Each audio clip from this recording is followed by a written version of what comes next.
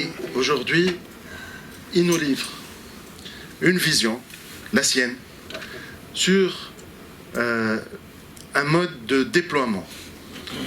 Celui qui a connu Simonji, c'est l'homme pragmatique qui démarre avec les inputs du contexte factuel et qui essaye d'analyser les faits avec un matching, avec une correspondance avec les nouvelles tendances et les secteurs les plus porteurs.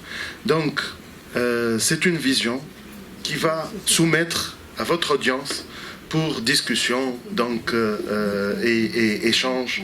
Et je suis sûr que, d'ailleurs, le travail, le sérieux de Simonji, il est incontestable. Manetta, depuis que je l'ai interrogé, il a réservé ses week-ends qui passent à Hammamet. Manetta, comme un élève studieux, il s'est penché sur la question très sérieusement avec les données, les nouvelles données, les différentes dimensions démographiques, géographiques. Il me parlait de la dimension spatiale, combien importante et déterminante, avec un peu de regret qu'il n'a pas alloué l'intérêt qu'il fallait dans ses analyses précédentes. Et nous, économistes, on a une déformation, on est porté essentiellement par l'évolution temporaire. On adore l'évolution à travers le temps et ça se passe généralement au détriment d'autres dimensions révélatrices de richesse et de données de plus-value informationnelle. Je vais arrêter de bavarder et je vais passer la parole à Simonji. Merci, cher ami, merci Safouane. Je suis vraiment ému. Je tiens d'abord à remercier mon ami Safouane, président de l'association, pour son invitation, Madame la Présidente de la municipalité, honorables invités, mes chers collègues et amis que j'ai connus pendant longtemps, pendant toute ma vie ici, aussi bien en Tunisie qu'à Bizerte ou dans la région. Je suis très heureux d'être parmi vous, ému peut-être, mais je vais essayer quand même de vous présenter un travail d'une semaine, comme a dit Safouane, sur le gouvernorat de Bizerte, compte tenu de mon expérience passée. Je ne vous cache pas, j'avais vécu Bizerte depuis les années 70, sans y être peut-être, sans y vivre, mais parce que j'étais membre d'un bureau d'études qui avait fait les études des années 70, c'était Sotuetec-Cetec, dont le pont actuel, et aussi les études, donc pendant une dizaine d'années j'ai travaillé à la Sotuetec, donc je vais vous faire part des projets des années 70 qui étaient donc prévus pour Bizerte et pourquoi certains ont été réalisés, d'autres ne l'ont pas été.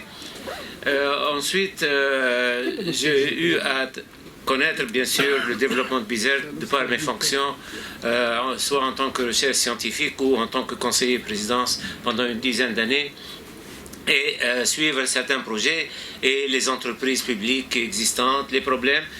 Mais avant mais nous ne voulons pas beaucoup parler du passé. Je vais consacrer peut-être 45 minutes, je vais laisser quand même la parole à collègues, les questions, peut-être moins, peut-être 40, voilà, ainsi que fait. Un peu moins pour qu'on puisse discuter, peut-être 30. Pour qu'on puisse discuter, je reviens sur certains points. Mais donc j'ai vécu la plupart des dossiers du gouvernorat de Bizerte. Soit en tant que bureau d'études, en tant qu'ambassadeur aussi à Bruxelles, je me rappelle aussi, on avait défendu Bizerte pour certaines activités. Ma vision future de Bizerte, c'est une ville méditerranéenne. Donc Bizerte doit être un centre, la Méditerranée centrale manque une ville centrale qui puisse faire un développement pour toute la région. Et Bizerte est candidate pour cela.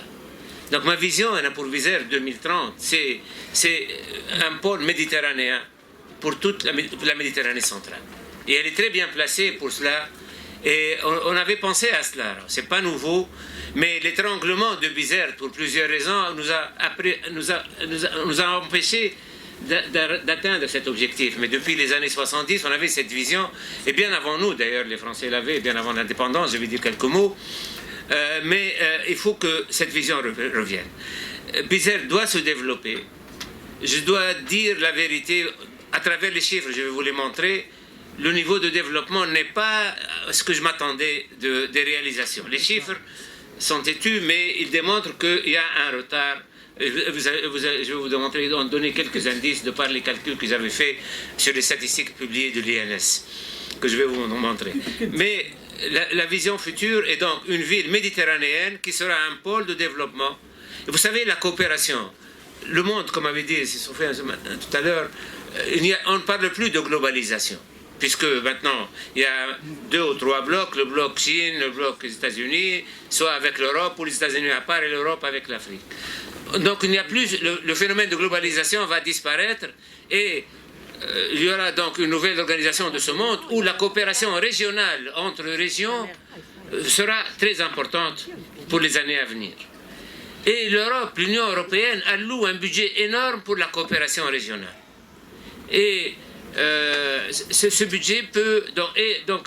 on cherche des partenaires avec des régions du Nord pour essayer de développer une ville qui soit liée avec d'autres villes du nord de la Méditerranée pour en faire un pôle. Et elle est candidate et il n'y a même pas de concurrent. Du côté algérien, c'est loin, et la Libye, n'en parlons pas. Donc la Méditerranée centrale a besoin d'une ville et Bizerte est candidate pour cela. Et j'espère donc quels sont les arguments, les projets, parce qu'il faut présenter des projets pour avoir du financement. Parce qu'il ne faut pas parler trop de financement public de nos jours. Avec les contraintes sur le budget de l'État, on n'y comptera pas beaucoup. Donc c'est beaucoup plus un financement multilatéral. Il y a les fonds verts pour l'environnement, il y a les fonds européens qu'il faudra attirer. Ensuite, les fonds privés, s'il y a du PPP, du partenariat public-privé, et les fonds d'État viennent en supplément pour développer des projets que je vais présenter, une dizaine de projets, grands projets qui peuvent faire de cette ville une ville méditerranéenne au sens un pôle de développement lié aux autres villes méditerranéennes et des régions en face. Donc je vais présenter, donc, vous avez devant vous la carte de Bizerte, du gouvernorat de Bizerte, avec bien sûr ses qualités. La principale, c'est qu'il est sur l'axe Suez-Gibraltar. Tous les bateaux qui passent, ils passent à quelques kilomètres de Bizerte. C'est le passage le plus proche pour passer. Donc les bateaux avant faisaient le tour du Cap de Bonne-Espérance, maintenant avec le canal de Suez. Donc tout le trafic de commerce de l'Asie vers l'Europe, et notamment l'Europe du Nord surtout, passe par le canal de Suez et passe devant Bizerte pour passer par Gibraltar par la suite. Donc cette localisation est idéale et peut donc donner lieu à des projets. Bizerte aussi donc a un port, mais étranglé. Il faut trouver un moyen comment le développer. Et c'est à vous de décider. Je vais présenter 2 variantes et c'est à vous de voir dans quelle variante vous voulez continuer. Mais il y a 2 variantes pour en faire un port principal. Je parle toujours méditerranéen. J'ai une vision multinationale ici. Elle n'est pas seulement nationale. Donc pour en faire un port, voilà, il y a 2 variantes et nous allons en parler, laquelle est la plus plausible, selon vos choix. Bizerte dispose en plus du port de 3 lacs, malheureusement non utilisés. Vous avez le plus grand lac d'Afrique du Nord, 120 km², c'est le lac de Bizerte, qui est donc et ensuite lié à la mer par le goulet de 8 km, 300 mètres de large. Donc ça, c'est le plus grand lac d'Afrique du Nord du point de vue superficiel.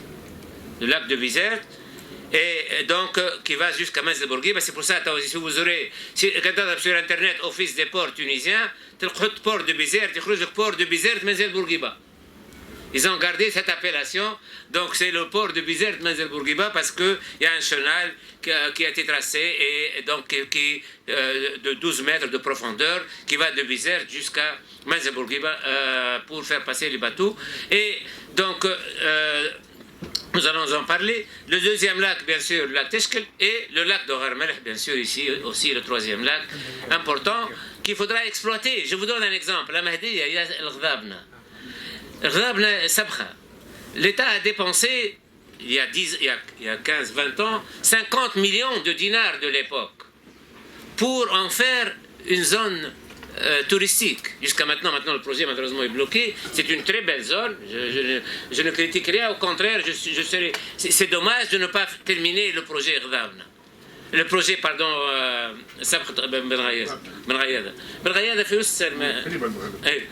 donc, mais vous voyez comment on peut exploiter ces lacs dans une dimension soit touristique, soit sportive, soit commerciale, soit industrielle. C'est à vous de choisir la dimension que vous voulez choisir pour donner une activité à ces lacs. Mais il ne faut pas qu'ils restent dans l'état où ils sont, surtout avec la pollution qui les attaque et le risque, plus que la pollution qui ne les a pas encore attaqués, c'est l'urbanisme désorganisé et notamment comme c'est le cas pour Sabkhat chez nous de Rennes, qui a été attaqué de tous les côtés par l'urbanisme désorganisé et on ne peut plus faire pas mal de projets. On ne peut plus faire de projets. Hatta Saoudien qui ne peut plus le faire puisqu'elle a été attaquée de tous les côtés. Donc nous avons encore ces trois trésors. C'est des mines d'or. Croyez-moi, ces trois lacs, c'est des mines d'or pour le gouvernorat de Bizerte, pour les projets que nous choisirons, qu'ils soient soit touristiques, soit sportifs, comme je dis, les skis nautiques, etc., le sport voilier, etc., soit... et l'avantage, c'est que, ils sont, notamment, comme vous le savez, ils sont liés entre eux par entre le lac, mais celui-ci... Donc il y a des activités à développer dont nous parlerons tout à l'heure. Et bien sûr, Bizerte, en dehors de cela, il y a tout l'interland, comme a dit Sissafouel, l'activité agricole et l'activité industrielle avec les différentes zones industrielles qui existent. Alors, pour parler de projets, quels ont été les projets réalisés? Il faut se référer aux projets déjà réalisés et les autres qui n'ont pas été réalisés. Et en particulier, la voie ferrée directe. Parce que Bizerte est lié à Tunis. Bizerte est lié à Tunis. La distance entre Tunis et Bizerte à vol d'oiseau est de 57 km. Mais par route, c'est 71 et par train, aujourd'hui, c'est 100 km. Parce que passe par Mateur, la voie ferrée va jusqu'à Mateur. Ensuite, il y a trois voies ferrées qui partent de Mateur, l'une vers Tabarka, l'autre vers Béja et la troisième vers Tunis. Donc, c'est ce qu'ont fait les Français, une voie unique jusqu'à Mateur, ensuite trois voies ferrées. Et donc là, il y a trois types de la connexion Tunis-Bizerte. La superficie du gouvernorat représente 5,7% de la superficie du pays, 3685 km². Vous avez 250 km de côte sur les 1200, 1300 km de côte tunisienne. Donc vous voyez, le gouvernorat a une part de côte qu'il faudra exploiter. Les ressources sont énormes dans ce gouvernorat. Et une population, 600 000 habitants aujourd'hui, dont les 2 tiers sont urbaines. Ça, c'est les disparités régionales intra-gouvernorat. Comme vous le savez, nous avons notamment Joumin, Ghzel et Sajnel, les trois gouvernorats qui sont à prédominance rurale, trois délégations à prédominance rurale, et Mateur un peu moins aussi, les 4, qui ensemble font 140 000 habitants, 150 000 sur les 600 000. Donc c'est le quart de la population du gouvernorat qui est localisée en zone rurale, qui fait que Bizerte a un taux d'urbanisation qui est relativement 2 tiers, mais on s'attendait à plus. C'est la moyenne nationale. Hein. On est à 68% en Tunisie, 69%.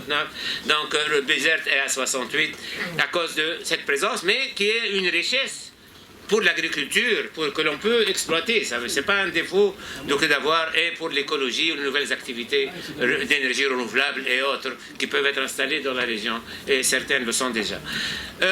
Bizerte a 9 barrages. Bizerte a 20% de la capacité des barrages du pays. Bizerte n'a pas eu suffisamment d'investissement public. Parce que les gens oublient les barrages. Donc l'investissement dans les barrages pour Bizerte est énorme. 20% des barrages de la capacité, 460 000 millions de mètres cubes, sont localisés dans le gouvernorat de Bizerte, 9 barrages, et maintenant, l'intérêt est national, puisque c'est la connexion des barrages. L'eau qui vient du nord-ouest passe par nos barrages, de Joumin, etc., pour passer ensuite vers le canal chinois, qu'on appelle le canal chinois, qui fait passer l'eau au Gabon, au Sahel et jusqu'à Sfax. Mais toujours est-il, les barrages sont là et peuvent être exploités. Une partie de cette eau peut être utilisée. Donc, mais 20% des barrages sont localisés dans ce gouvernorat. Donc 3 lacs, comme je l'ai dit, dont le lac de Bizerte, 120 km², il a 12 km de diamètre. Donc imaginez, 12 mètres de profondeur sur le chenal, 9 mètres ailleurs et maintenant malheureusement 6 mètres selon les... Donc ensuite le port, j'en ai parlé, et les entreprises, nous allons voir quelques chiffres sur les entreprises existantes dans le gouvernorat, le noyau industriel dans différentes zones, 434 entreprises supérieures à 10 emplois, je veux dire structurées, dont 368 industriels. Donc, c'est une présentation rapide du gouvernorat. Quelques chiffres pour le comparer avec d'autres. Nous sommes au nord-ouest. Les statistiques de l'INS donnent nord-ouest. C'est 3 gouvernorats, Bizerte, Nabel, Zagouan. Bon, j'ai essayé de trouver, de séparer Bizerte de 3, tout en comparant avec Nabel. Ça me fait mal au cœur de voir Bizerte derrière Nabel pour les performances que j'ai pu trouver. J'ai comparé les 2 gouvernorats. À titre d'exemple, en termes de superficie, un peu plus pour Bizerte, 3600, 2008 pour Nabel. En population, nous sommes à 600 000, Nabel est à 866 000. Croissance de la population, et ça c'est un point faible, Bizerte ne croît pas au taux national, mais plus faible.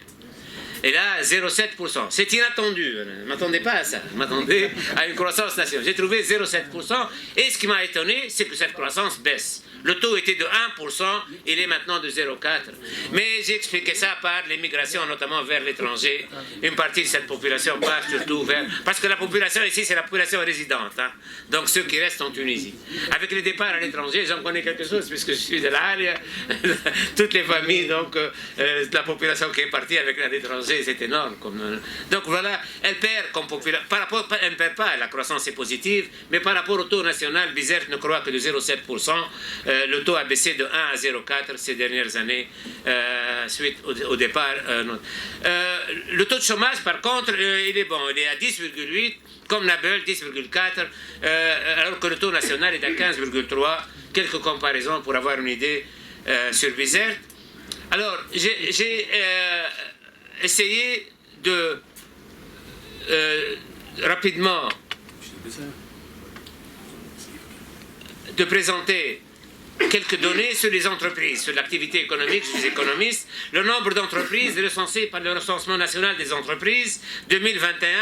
À Bizerte, nous avons 35 700 entreprises, mais supérieur à 50 emplois, il y a 130. 304 entre 10 et 49. Le reste, c'est des petites entreprises et même individuelles, sans emploi. Donc, 304 à Nabel, il y a 733, Zagouan 130. Les entreprises étrangères. À Bizerte, nous avons 625 entreprises étrangères. 625, 1200 à Nabel. À l'échelle nationale, il y a 16 000 entreprises étrangères. Regardez plutôt le ratio d'en bas, qui donne la comparaison Bizerte-Nabel. Parce que pour moi, Bizerte, ça vaut Nabel, au moins. Donc je dois me retrouver quand même avec les mêmes chiffres. Je ne me suis pas retrouvé totalement, là, il y a un petit problème. La population, nous représentons à Bizerte 5,1% de la population tunisienne. Nabel est à 7,4%. Mais en nombre d'entreprises privées, nous sommes à 4,5% de national. Un peu moins que... alors que Nabel est à 7 et quelques. Donc le nombre d'entreprises est plus faible que la part de la population. Bizerte devrait avoir 5 et non pas 4. Supérieur à 5 emplois, encore moins. Supérieur à 50, les grandes. Nous sommes à 3,8 à Bizerte, 10% à Nabel, les grandes entreprises.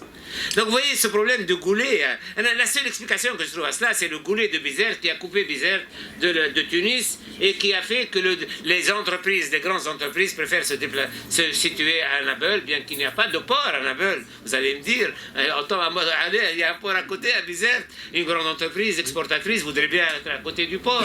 Donc, mais c'est le goulet qui a gêné un peu le développement de Bizerte. Et là, je tiens à m'en excuser parce que on aurait pu faire mieux les années 70. Je vais y revenir. Mais c'était les années 70. Du siècle dernier, 1973-14, la décision a été prise en 76-77 et la réalisation a commencé en 78. Donc, si vous passez aux entreprises étrangères, Bizerte à 3,8 alors qu'on appelle... Donc vous voyez que le nombre d'entreprises est plus faible que la part de la population Donc là, donc le potentiel y est.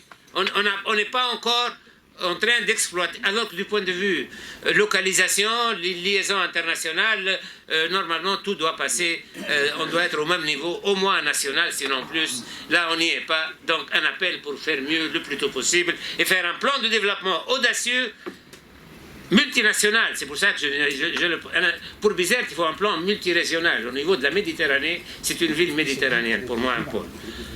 Alors,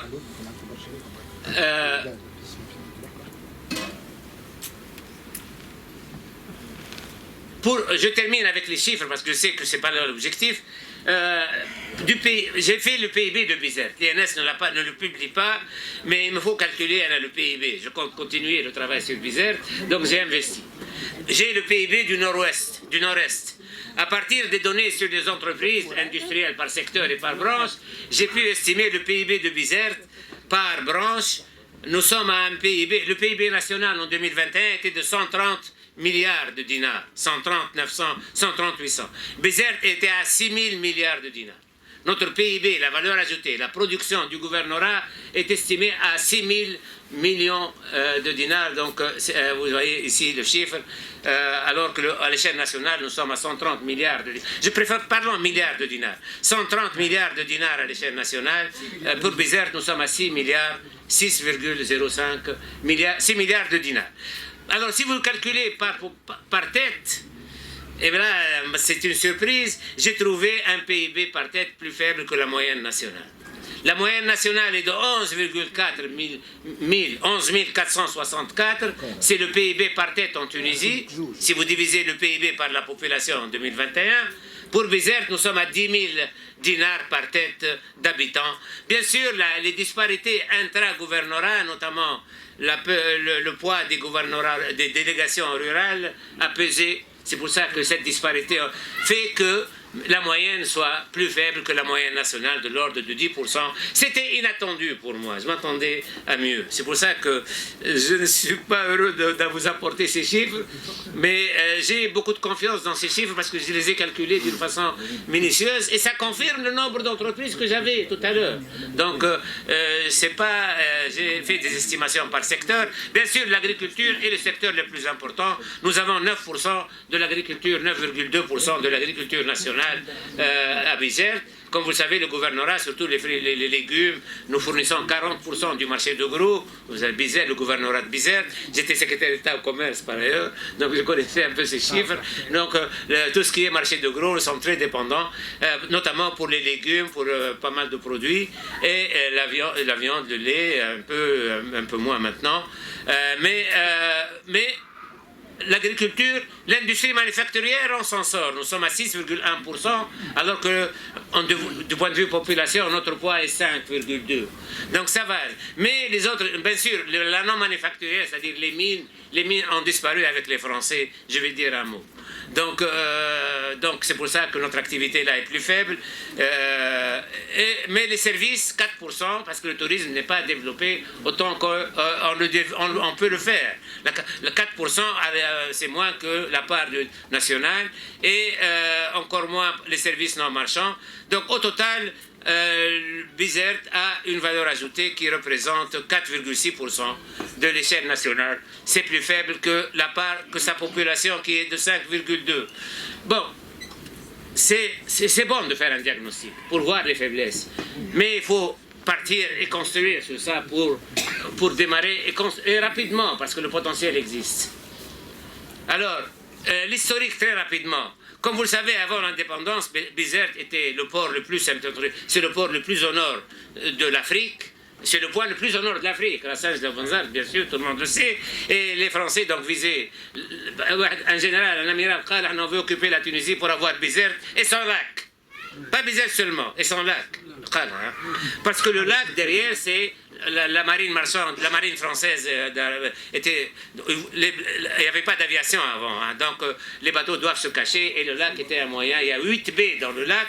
Il y a 8 baies, dont la grande baie de Mazar Bourguiba, la baie de Mazar Abdelrahman, où il y a le port-pêche actuel. Il y a 8 baies comme ça autour du lac, et les bateaux français de la marine française se cassaient dans ces baies-là. Et c'était pourquoi le lac valait de l'or avec le port pour la marine à l'époque. C'était l'objectif de cela.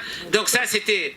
ce lac-là a une grande valeur. Actuellement, comme vous le savez, il est lié à Sidi Abdallah à l'époque. Mais à l'époque c'était Sidi Abdallah. Ils ont creusé donc un chenal de 12 mètres de profondeur et pour que les bateaux puissent arriver jusqu'au port. Et ça a permis de développer l'autre variante d'un port complémentaire à Mazar Bourguiba, où il y a actuellement le Foulair avec les quais des Foulair et la Sokomena avec qui était avant l'arsenal, donc la réparation navale, mais le reste n'est pas occupé du tout. Si vous allez là-bas, vous avez mal au cœur. D'ailleurs, lorsqu'on a vendu la Sokomena, elle a été privatisée. Celui qui l'a acheté, il l'a acheté pour son port. Il n'a pas acheté pour réparer les bateaux. Il avait besoin du site, plutôt que de la valeur de l'usine elle-même. Ne valait pas grand-chose. Donc, vous voyez. Alors, parallèlement à cela, les Français ont fait donc les connexions ferroviaires et là ils ont exploité les mines qui existaient. Je vous donne un chiffre seulement pour passer. Donc ils ont fait une voie ferrée directe immédiatement jusqu'à Mateur et déjà rien qu'avec la région de Mateur, il y avait énormément de mines et déjà 17 mines dans la région de Mateur qui exportaient en 1905. Les autres voies ferrées ont été faites en 1913, vers Tunis et vers Tabarka et vers Béja. Vers Tunis avant, vers Tunis elle a été faite la première. Mais Tabarka et Béja pour exploiter les autres mines. Mais déjà, à l'époque, j'ai estimé qu'ils exportaient pour 2,9 millions de francs en 1903. Ça fait 1 million de journées de travail en calculant le salaire de l'époque. À raison de 100 € aujourd'hui, SMIC, c'est 100 millions d'euros d'aujourd'hui. Déjà, pour les mines du gouvernorat de Bizerte seulement, 100 millions d'euros d'exportation. Ensuite, ils ont ouvert les voies ferrées vers Barqa et les autres mines pour exploiter encore le gouvernement. Donc là, mais maintenant, ces mines, est-ce qu'il y en a, est-ce qu'il n'y en a pas? L'office de mine n'est pas très optimiste, à part Bougrine, qui n'est pas dans le gouvernement de Bizerte. Mais les autres mines, il n'y a pas beaucoup à tirer. C'est pour ça, mais j'ai tenu à citer ce que les Français, les intérêts, c'était Bizerte, Mazar Bourguiba, le lac, et ensuite Alors ensuite, après l'indépendance, rapidement, dans les années 60, les Bizerte a eu rapidement des investissements publics. La période socialiste en Tunisie, les investissements publics ont été répartis sur tout le territoire, et en particulier la cimenterie. Mais attention, la cimenterie existait depuis 1952. Et elle a été donc étendue, il y a eu une extension de la cimenterie.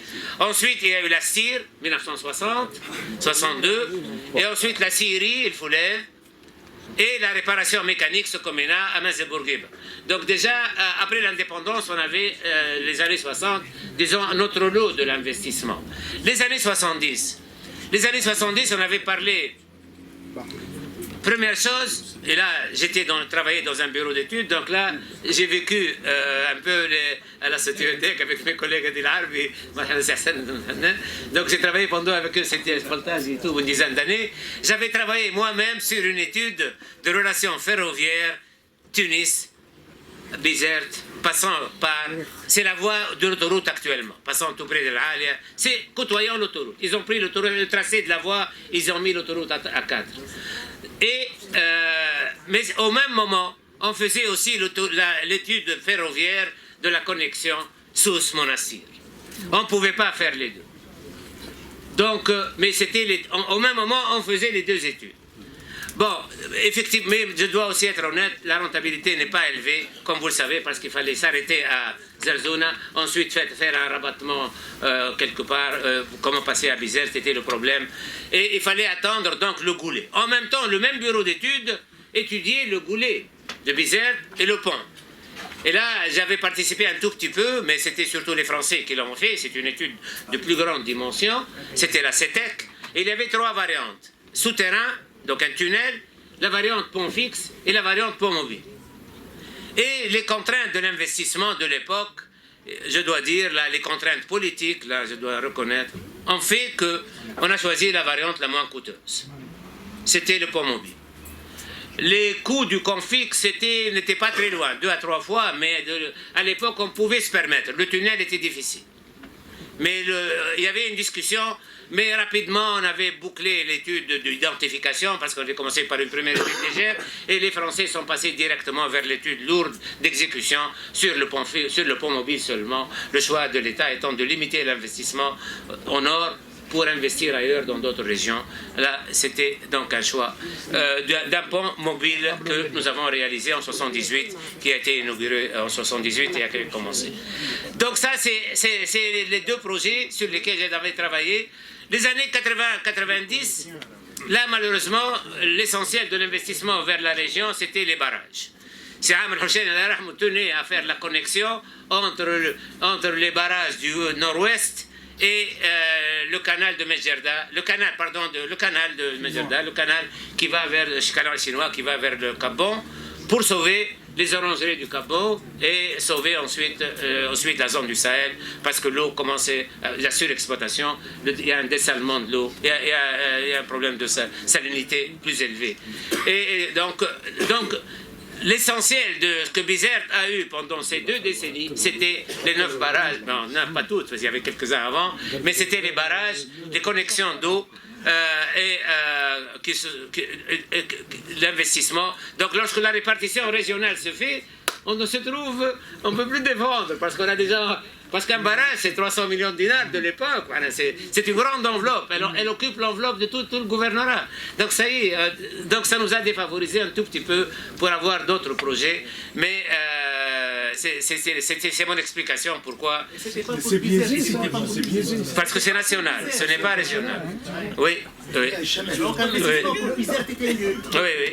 Oui, je dis la vérité, je suis enseignant, je reste enseignant, c'est assez biaisé, mais ça donne du potentiel. On aurait pu, ça a donné aussi un développement agricole de certaines régions chez nous, de l'irrigation. Il y a quand même des régions des zones qui ont profité, et on peut profiter plus.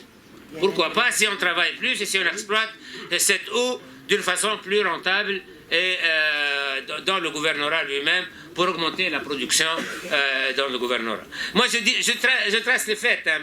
Maintenant, si j'ai oublié un projet, rappelez-moi. Dans les années 2000, c'est surtout ce que je me rappelle, c'était là dans le ministère de l'école, j'étais là au gouvernement, c'est surtout la zone franche, la zone, donc, le parc d'activité économique. On l'appelle zone franche parce qu'il a été fait par la loi de la zone franche. C'est la même chose. C'est le parc d'activité économique de Bizerte qui a été fait à côté du port, et qui malheureusement n'a pas été bien utilisé. Le parc a une superficie de 30 hectares autour du port, et le parc a 2 autres unités à Manzebourguiba. Donc 2 autres unités autour du port de Manzebourguiba, de 50 hectares encore, 20 et 30. Et 30 hectares donc du côté du port, et là c'est un avantage énorme que d'avoir un quai. Vous êtes industriel avec un quai, ça valorise énormément votre usine. Prenez l'exemple de la société de sucre qui s'est installée et qui a maintenant un quai sur le port et qui peut exporter. La cimenterie qui existait déjà a son propre quai. Et qui actuellement d'ailleurs, elle est lésée par le fait que ce quai est utilisé pour importer tout le fioul qui est utilisé par toutes les cimenteries du pays, puisque les cimenteries du pays fonctionnent avec du pet coke, qu'on appelle du charbon coke. Donc il est importé par Bizerte et ensuite transporté vers les autres ports. Donc on avait la zone économique et l'autoroute, bien sûr, A4, qui a été réalisée, heureusement, et qui se termine donc en cul-de-sac, si on veut, comme vous le voyez avec la tente aujourd'hui à Zerzuna. Mais c'est une réalisation quand même qui a été faite pendant ces années-là. À partir de 2010, je n'ai pas fait beaucoup de projets, à part le nouveau pont, bien sûr, qui a démarré en juillet dernier, l'année dernière. Les éoliennes que vous voyez près de là, c'est un projet de 50 mégawatts. C'est le parc le plus important en Tunisie d'éoliennes. Malheureusement, ça me fait mal au cœur de voir que le tiers ne fonctionne pas parce que les agriculteurs parfois n'aiment pas beaucoup ce type d'investissement. Peut-être qu'il n'était pas bien localisé, je ne sais pas, mais il y a une partie qui ne fonctionne pas. Voilà. Alors, essayons maintenant de parler de projets futurs après cette présentation de ce que j'ai vécu. Alors pour les projets futurs, le premier projet que je vois, hein, j'ai mis une douzaine, le premier projet que je vois, c'est le port méditerranéen de transbordement.